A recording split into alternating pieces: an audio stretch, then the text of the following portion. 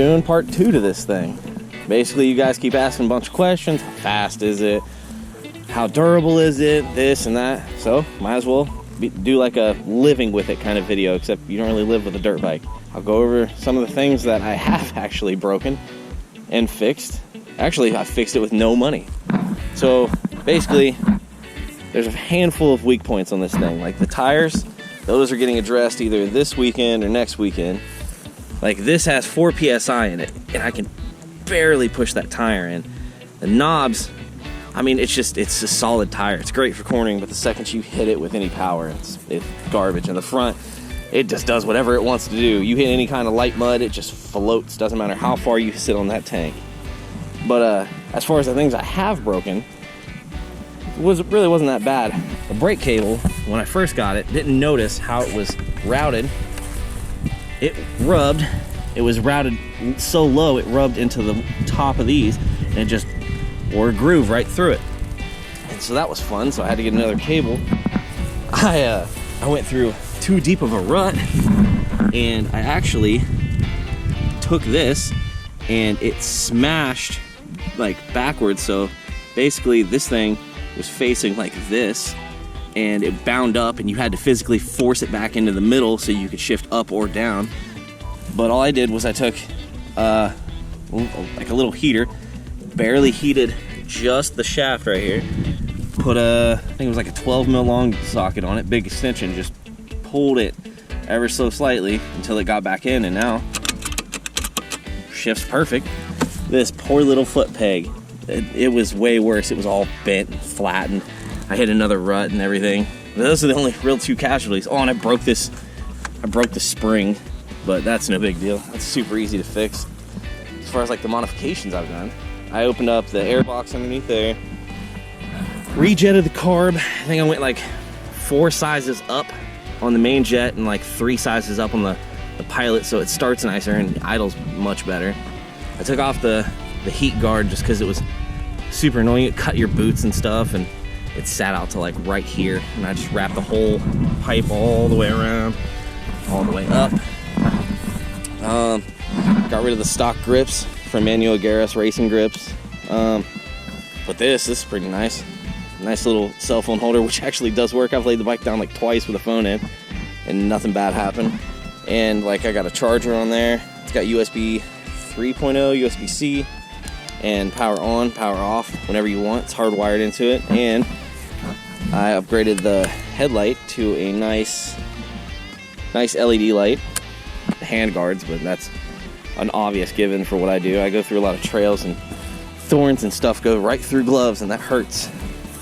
But other than that, it's basically what it is. I mean, the little spoke covers, the orange hoses, those are just cosmetic things.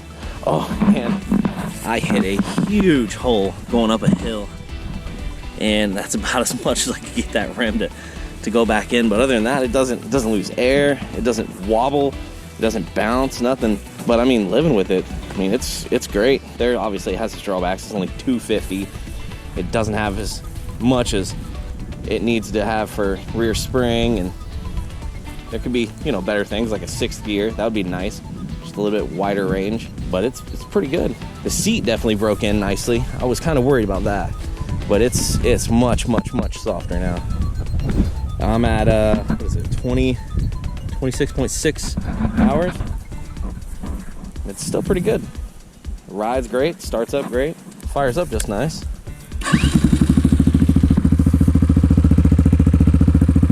No problems there.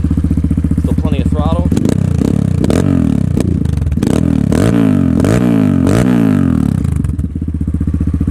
Yeah, still like it, and it's still good for a $2,300 bike. It's not bad. Definitely does good. It goes up plenty of hills. Doesn't go up muddy hills very good with these tires right now, but it does go. It goes up pretty good. You'll see in the other video that we're gonna probably put out. I took it through the trails, and I guess we'll get some shots of it riding.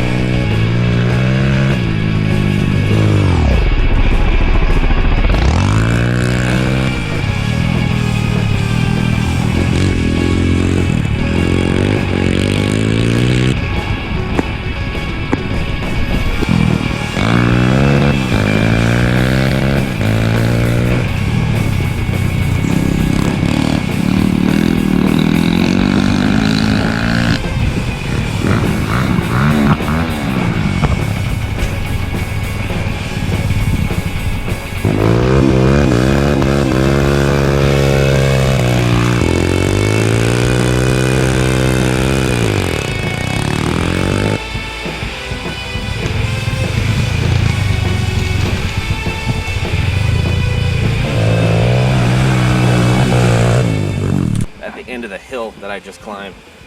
I didn't get enough off the top of the seat, and it bounded pretty good when it came back down. But it's not that big of a deal. I mean, it's not a motocross bike, it's a trail bike. I did find out it has a nice LiPo battery in it. No NiCad, no gel. Yeah, for super base model from Kayo, it's not bad. I mean, it's not the T4 that's street legal or the K6 that's a full motocross bike with full adjustable everything, Nissan brakes front and rear, and 6-speed with a water-cooled 4-valve. It does what it needs to do. I have fun with it, and I bought it to have fun with, and that's basically all it is for me. So like, if you're looking for a new bike, you don't want to pick up project after project like I've done, because that gets really annoying really fast. Constantly finding people's mess ups and bolts missing and this and that, or they lied and said it just needed this carb adjusted. It just gets old after a while. So that's the only reason I went and bought brand new. I mean, I could have spent $2,300 and bought a nice Honda used or a nice Yamaha or Suzuki used, but after I've rebuilt so many bikes and things, it's not worth it to me. I wanted something for once to just be able to, like, hey guys, let's go ride. All right, load it the back of my truck, go ride with my friends, not break down in the middle of the trail, not be the result of, you know, basically ruining people's rides because now we have to take 30 minutes out of our time because I have to change this or I have to fix this or this fell off. It's just a nice bike, and it suits me well and it feels good. It's got great power.